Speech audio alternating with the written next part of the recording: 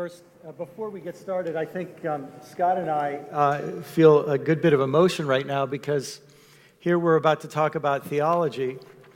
And Scott and I think, have some honest and sincerely held and maybe strongly held disagreements with each other on a number of theological issues. But something we're deeply agreed about is that if our theology doesn't lead us to be concerned about the kinds of things we talked about in the last session, it's a noisy gong and clanging cymbal. Amen? And so we just wanted to say before we go any farther that whatever we might disagree about, we both agree that if the gospel isn't embodied as good news to the poor, it's not the same gospel that Jesus talked about. And so we're both very honored to just maybe follow that last session, and hopefully everything we say today will take us closer to that kind of embodiment. Thanks, Brian.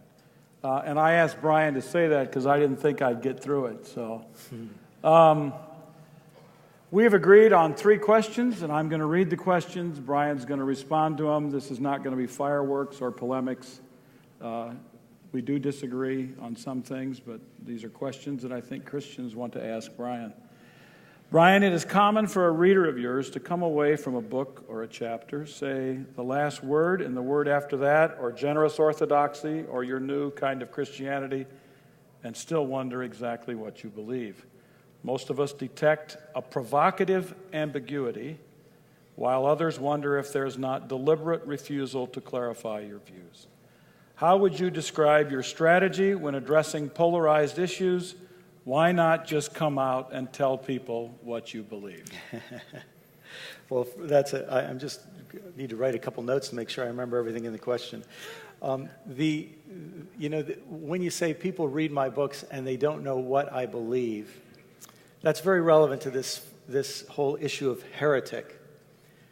When I read a book by Annie Lamott or Walter Wink, or if I listen to music by Bruce Cockburn or Sheryl Crow or somebody like that, I'm not always asking the question, what do they believe? What do they believe? I'm asking the question, what do they have to say to me?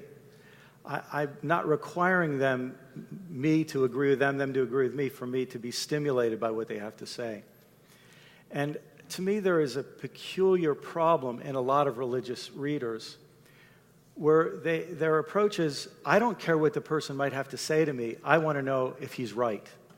And so they go into the reading experience or the discussion experience with an assumption that they're already right. They already see things the way they should be. And they're kind of going with a checklist. Is he right on this? Is he right on this? Is he right on this? The experience of that for a writer like me, and I was a pastor and preacher for many years, it was the same in preaching, is when you're in the presence of those people, it feels like an inquisition. And they're doing a kind of constant heresy hunt. My personal feeling is that there's a place for that.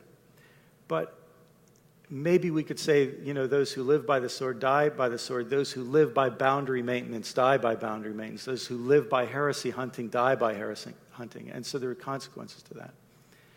So that's the first thing I would say. It's interesting that some people, that's the way they read a book, looking for what does he believe about this and this? For example, when I wrote a book, Everything Must Change, I was stunned that people would read that book where I talked about poverty, I talked about war, I talked about the environment, and all they wanted to talk to me about was atonement theory. And I thought, 25,000 children are dying of preventable diseases today, and that just gets passed by. So, to me, that's a significant problem. Now, what was the word? Provocative ambiguity. We just have a couple minutes. Yeah. Well, let me say about that. There is some dimension of that. I think about Søren Kierkegaard, who I did a lot of work on for my graduate work. Søren Kierkegaard said, it is very hard to use indirect communication when you're talking to someone who is held in the grip of an illusion. Because if you tell a person who's so absolutely certain, they have absolute certainty that they're right when they're not right, if you tell them they're wrong, they just assume you're wrong. So sometimes when you're talking to people in an illusion, you have to use indirection. Flannery O'Connor said it this way, the novelist, that with people who, who can't see very well, you have to use very large and strange caricatures. So I think there's some of that in my writing. But I also think that in other places, I'm not trying to pass someone's test. Do I have this belief that they already have? I'm actually trying to challenge them to think. And sometimes the ambiguity actually does maybe help people think. Thanks. This one is a connection between generous orthodoxy and a new kind of Christianity. Okay. Generous orthodoxy charted a course on which you wanted to embrace the breadth of historic Christian orthodoxy and its many variations, and you have often said you affirm the classic creeds. But a new kind of Christianity appears to say that the faith of the Western Church needs to be put behind us for something new. Many of us wonder if you have abandoned generous orthodoxy.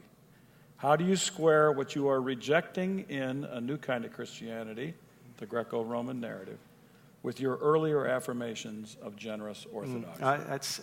That's a good question.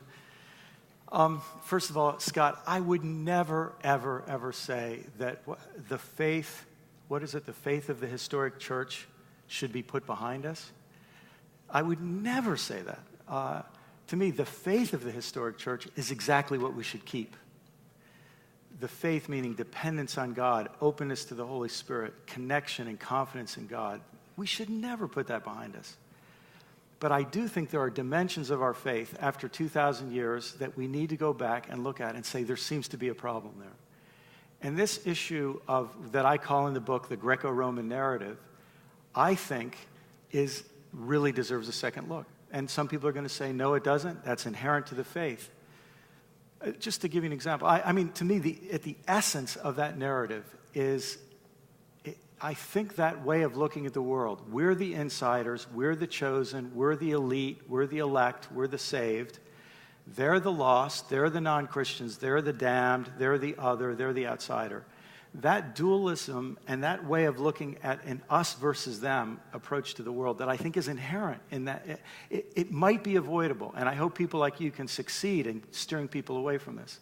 But historically, it has repeatedly resulted in oppression and violence and horrible things that are opposed to the way and spirit of Jesus Christ. I think that narrative is complicit in a whole series of atrocities that Muslim people know about, that Jewish people know about, that the Native Americans know about, that African Americans know about, that women know about, that lesbian, gay, transgendered, bisexual people currently know about, that right now Muslims know about. It's like everybody sees it but us. And so I really do think that's a problem. Here, I guess a way to say it is, I think that narrative is the ungenerous thing that's been wrapped up with orthodoxy, and I think we would be both more orthodox and more generous to, I would say, try to articulate the faith apart from that narrative. I think you would say, let's clean it up. Let's talk about it in more restrained and responsible and thoughtful ways. I'm happy for people to take your approach. I hope people can, make room for me to take my approach. One other thing I'll just say on that is that, in the Christian tradition, you either can read the Christian tradition and try to find the one line that you think is legitimate, and everything off of that line is illegitimate. Or else you can look at the Christian tradition and say, we have this whole range of different ways of seeing things. And that range through history gives us a lot of freedom. And I think what I'm advocating does go all the way back through church history to the very beginning. I think it's the approach taken more by St. Patrick than by Constantine. I think it's more the approach taken by St. Francis than by both the Catholic Church and the Protestant Church in its colonial era and in its crusading and violent era. I think it's the approach taken by the Anabaptists and the Radical Reformation. I think it's the approach taken in the last 100 years by advocates of the social gospel, by advocates of liberation theology, by people who are concerned about things like black theology, Latino theology, feminist eco-theology, and so on. So what I would hope is that I'm not I'm not interested in condemning anybody. I am interested in saying some of us need to explore some other alternatives. But generous orthodoxy is not the Greco-Roman narrative. As I see it, there is nothing I wrote in Generous Orthodoxy and nothing I wrote in A New Kind of Christianity that aren't in harmony. I don't think there's a shred of tension between them. I don't think you'll find anything in Generous Orthodoxy that supports that kind of Greco-Roman narrative. I think it was a mistake to try to fit the good news of Jesus Christ that arises from the story of the Jewish people. I think it's a mistake to only fit that within the categories of Greek philosophy and Roman politics. I think it was a missiological necessity for the early Christians as they encounter Greek culture to translate the message of Jesus Christ into the terms of the Greek culture that they went to. I think it was understandable that they wanted to be acceptable to the Roman culture that had so much power. It's ironic because some of my conservative brethren and sisterin say that I'm guilty of syncretism. The irony is, I think what I'm more concerned about is that we've had a massive syncretism or mixing in the past of the good news of Jesus Christ, a Jewish story, and not the story of the empire, but the story of the people being dominated by the empire. I'm worried that that story got co-opted and has become very often a tool of people with a lot of money, a lot of power, a lot of weapons, and something in the message of Jesus, I think it's corrupted. One last thing I'll say about that. But we're running out of time. Well, just the irony is that when people do inquisitions about, are you Orthodox Calvinist, Orthodox this, Orthodox this, the irony is they want to know your opinion on predestination, your opinion on this hell is a big one. Nobody ever asked them if they were racists. And the irony is, in the 20th century, in which you and I sort of came of age, we had the fundamentalist modernist controversy, and the people on the right side of that, from our background, were the people on the wrong side of most of the big social issues of the time. It's tragic. It's true. Brian, when you wrote The Last Word and the Word After That, the blog world was stirred. You tantalized your readers with suggestions, but as a work of fiction, it was hard to know what Brian believed. They were tantalized about suggestions of universalism. You seem to be coming out as a universalist, a belief that in the end, all will be saved. Is this true? And if it is, what led you to be a universalist? Well, it would be so much simpler, Scott, if I could just say that I'm a universalist. It would actually be a lot simpler for me. I can say I'm not an exclusivist, which is what I was brought up with. But it's not really honest for me to say that I'm a universalist for this reason. I can make a kind of silly analogy. But if you and I wanted to leave from here and go on a road trip, and we wanted to go on a road trip to Miami, and we take a long drive, we get deep into conversation, and we look up and we come to a T in the road, and one sign says Seattle and the other sign says Portland. Something tells me, if you say, do you want Seattle or Portland? I don't want either. I want Miami. And the fact that I'm having to choose between Seattle and Portland makes me think I took a wrong turn a long time ago. And in my opinion, when I'm asked to choose between exclusivism and universalism, I'm so far off the path that I think is actually the storyline of the Bible that it just doesn't make sense to me. And I know for some people that sounds crazy, that sounds evasive, but I'm actually trying to be honest. I don't think the primary question being asked by the Bible is the question, who goes to heaven and who goes to hell? I think the primary question being asked is, how can God's will be done on earth as it is in heaven? I think the primary question is, how can this creation that has been damaged by human sin, injustice, oppression, evil, lust, greed, the whole shebang, how can this creation be healed, and how can we participate with God in the healing of creation, whether it's Haiti or Wall Street or the Pentagon or whatever else? Well, do you think there's an afterlife? I do think there's an afterlife. And we'll all experience the felicity of the afterlife. Here's what I think. First of all, in the Bible, I think salvation is by grace and everybody gets judged by works. So I think the mercy of God comes to all, and the judgment of God comes to all. But the universalism that I think is far more important in the Bible is not the question, what happens to everybody after they die? I think it's the question, does everybody learn to see the image of God in other human beings, or do they continue to divide the world between us and them? And us is always the one God loves, and them is always the one that are somehow other. And my concern is that by making the issue, the big issue in the mind of Christians, who's the inside us and who's the outside them, by doing that, we violate a more important ethical universalism of seeing the image of God in every person. Now, I know a lot of people... But let me say this. Okay, I believe in the importance, and Jesus clearly believes in the importance of life now. Yeah. But let's just add the numbers up. Let's say you and I are God is gracious enough to us that we live to 90. Yeah. And there's an eternity afterwards. That's a lot more than 90. Yeah. So it's not that it's one or the other. Yeah. It's both.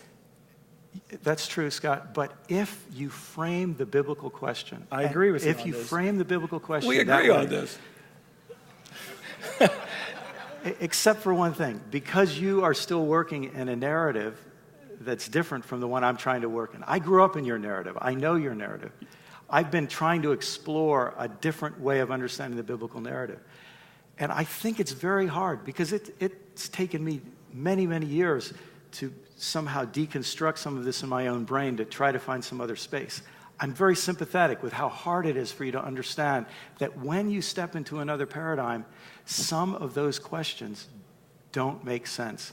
And if I try to answer those questions, I'm going back into your paradigm, which is... But okay, but here's what I would say. I know what you're saying. I like this idea of paradigm shift. I'm big on this. And I've gone through paradigm shifts in my life, but you get into that paradigm and then tickle people on this side with the old questions of salvation. Because even in those chapters, those issues come up, which means that paradigm is still at work. Yeah, you know what I mean? If I were more effective, if I had some skill that I don't have, maybe I could help people transport over to the other. It's one of the reasons I keep writing, because it's not easy. But just for example, you just use the word salvation. And for so many people, as soon as they hear the word salvation, they have a whole set of definitions in their mind. I agree. I was a preacher for 24 years. I really read the Bible. I still do. And what I was always troubled by is when I read the word salvation in the Bible, I would import a set of assumptions about what that word meant, and they didn't fit what I saw in the text. Okay, I'm with So you. when I read the text, the word salvation starts in the Old Testament, and it means liberation. Salvation is what God does for the Jewish people, getting them out of slavery. It's not about getting them out of hell in the Old Testament. I agree. It's getting them out of Egypt. So I'm trying to be honest about those things. And that's why there's a lot for us to talk about, and our time's up. All right. Thanks, Brian. Thanks.